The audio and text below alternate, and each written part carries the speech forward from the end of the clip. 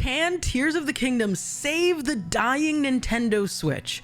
I'm going to let you know my thoughts in this video, but before I do, don't forget to subscribe to help out a small channel like me. Now, onto the video. When the Nintendo Switch hit shelves in 2017, that thing was selling like hotcakes. Everywhere people looked, they were selling out. Walmart, Target, Best Buy, you name it, they were sold out of the Nintendo Switch.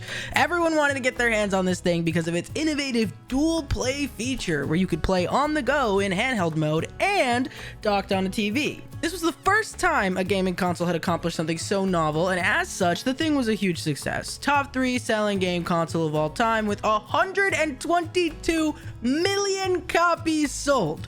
When I look at the data, it's clear. The Nintendo Switch has done very well, and it is popular, and there's probably at least one in every single household in this country. But, if I'm being honest, even knowing just how popular the Switch is, I'm really not convinced that the Switch is that great of a console. I'm convinced that in actuality, there is a much smaller portion of people who are still playing this thing on a regular basis in 2023.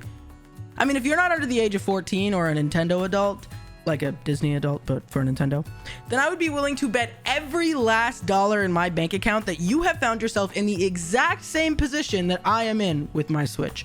It goes like this. New Switch game comes out. You get really excited and buy it. You play it for a couple of days max to a few weeks. You never finish the game, and your Switch goes back to collecting dust on the side. Be straight up with me right now. Do not lie. You know that is you.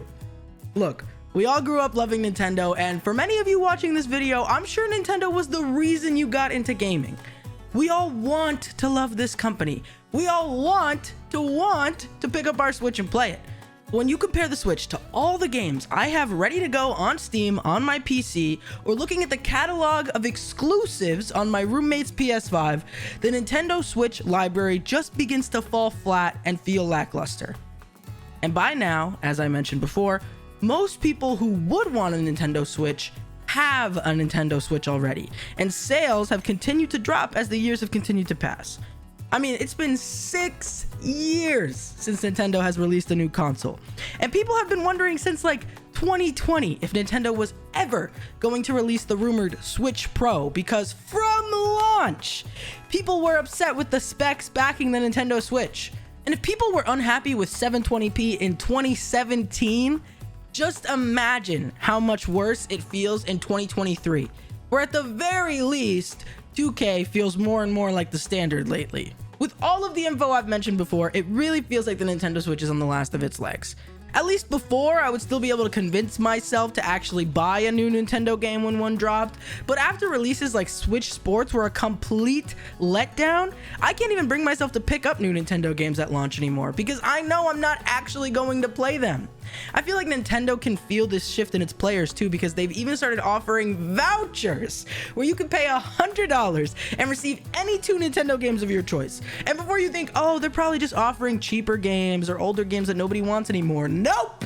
You can buy the new $70 Zelda game or any of their most popular titles between Mario Odyssey, Super Smash Bros., Mario 3D World, Breath of the Wild, any of it.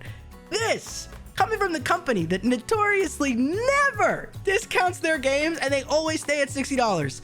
Selling vouchers? Now you know Nintendo must be on its way out if that's happening. However, I know what you're thinking. Nintendo is nowhere near dead because they've got Tears of the Kingdom releasing in just a few days.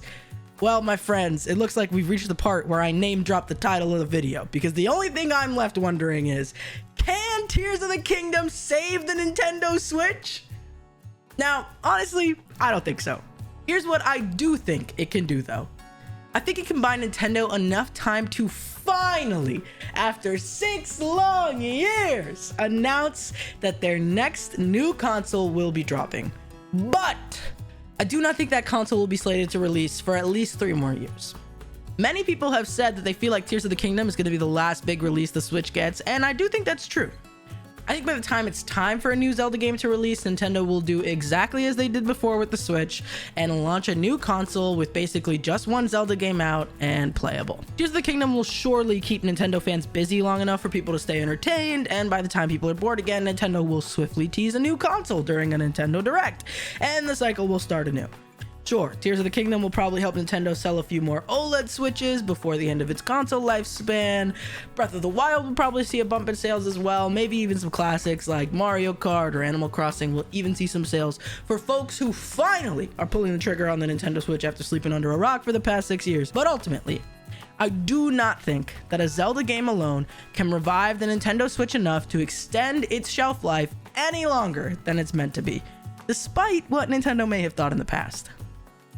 But what do you think? Am I way off center here and I'm the only person who never got much value out of their Nintendo Switch? Will there be more big releases on the Switch before a new console is released? Let me know in the comments below, and don't forget to hit the subscribe button for more video game essays just like this one.